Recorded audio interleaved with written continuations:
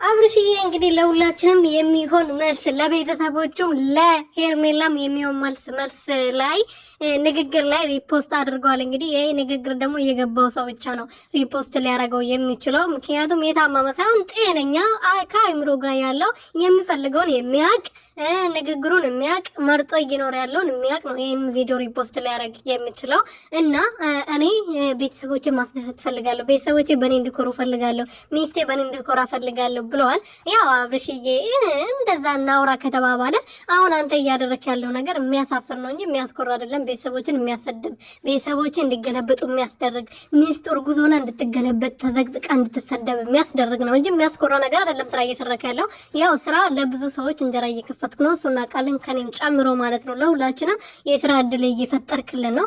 እሱን ሳናመሰግን አበረታታች አናንፍም። ግን ሩትዬ እንድትሰደብ ስታረግ ደግሞ እኛ ደማችን ይፈላል።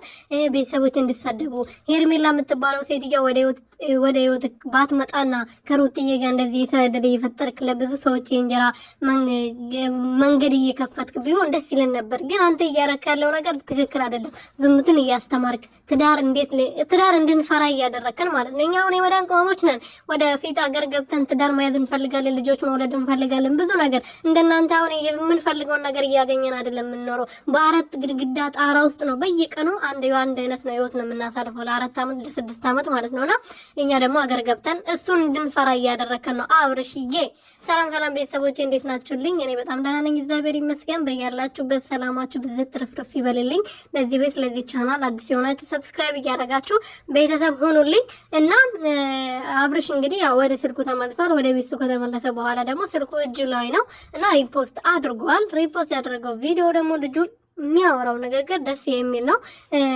ለቤተሰቦች ኩራት መሆን ነው ፈልገው ከራሴ የበለጠ ለቤተሰቦች መኖር ፈልጋለሁ ብለዋል። እና አብርሽ አሁን የራስን ነገር ጥለቅ አንተ ከራስ ጋር ሳትሆን ለሰው ይኖርክ ነው በነገራችን ላይ ከታወቀክ ማለት ነውና ፍርዬ ደግሞ ትናንትና በቦሰተው ፎቶ ላይ በላሊት ጠፋ አሉ ብሎ ሳቀ። አሉ ነው ያለው። እኔ አሉ ነው ያልኩት እንጂ አልጠፋም። ምክንያቱም ከሩትዬ ጋር ነው ወደ ቤት የተመለሰ። ሄርሜላ ጋር አላደረም ምናምን ብዙ ነገር እና ለማንኛውም ይመቻችሁ። እኔ ደስ ብሎኛል። ትናንትና ይመቻችሁ፣ ደስ ያላችሁ